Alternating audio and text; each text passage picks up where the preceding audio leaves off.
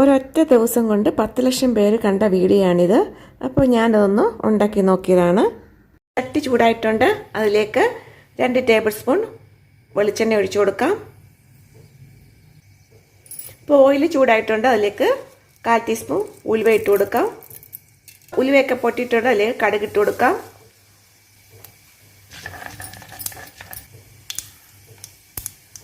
ഒരു table spoon വെളുത്തുള്ളി നീളത്തിൽ കട്ട് ചെയ്ത് ഇട്ട് കൊടുക്കാം.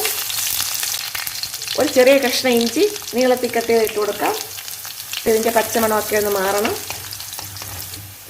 ഇതിലേക്ക് 10 ചെറിയ ഉള്ളി നീളത്തിൽ കട്ട് ചെയ്ത് ഇട്ട് കൊടുക്കാം.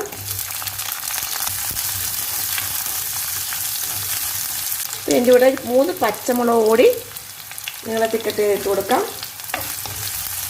ഇതെല്ലാം കൂടി നന്നായി ഒന്ന് വഴറ്റിയെടുക്കാം. ഇപ്പോൾ ഇതെല്ലാം വഴഞ്ഞ് വന്നിട്ടുണ്ട്. ഇതിലേക്ക് ഒരു തക്കാളി ചെറുതായി കട്ട് ചെയ്ത് ഇട്ട് കൊടുക്കാം. കുറച്ച് കറിവേപ്പില ഇട്ട് കൊടുക്കാം. നന്നായി ഒന്ന് മിക്സ് ചെയ്യാം. ഇപ്പോൾ ഇതെല്ലാം നന്നായി വഴഞ്ഞ് വന്നിട്ടുണ്ട്. നമുക്കിനി ഇതിലേക്ക് 1/4 ടീസ്പൂൺ മഞ്ഞൾപ്പൊടി, 1 table spoon Kashmiri chilli powder, 1/2 teaspoon നല്ല മുളക് പൊടി, 1/2 ടീസ്പൂൺ മല്ലിപ്പൊടി.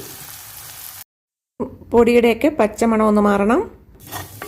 ഇപ്പം ഇതിൻ്റെ പച്ചമണമൊക്കെ മാറിയിട്ടുണ്ട്. നമുക്കിതിലേക്ക് ഒരു നെല്ലിക്ക വലിപ്പത്തിൽ പുളി പിഴിഞ്ഞത് ഒഴിച്ചു കൊടുക്കാം.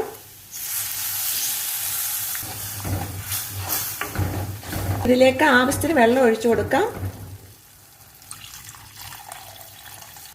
ഇതിലേക്ക് ആവശ്യത്തിന് ഉപ്പിട്ട് കൊടുക്കാം.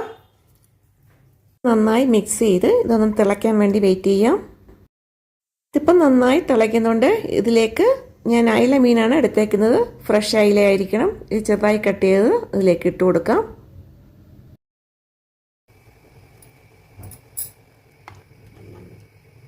ഇനി ഇത് അടച്ച് വെച്ചൊന്ന് കുക്ക് ചെയ്യാം. ഇതിപ്പം നന്നായി തിളച്ചിട്ടുണ്ട്. ഇതിലേക്ക് കട്ടി തേങ്ങാപ്പാൽ 1/4 കപ്പ് കൂടി ഒഴിച്ചു കൊടുക്കാം. 1 ടീസ്പൂൺ വെളിച്ചെണ്ണ കൂടി ഒഴിച്ചു കൊടുക്കണം. ടേസ്റ്റി ആയിട്ടുള്ള മീൻ കറി ഇവിടെ റെഡി ആയിട്ടുണ്ട്. ബായ്.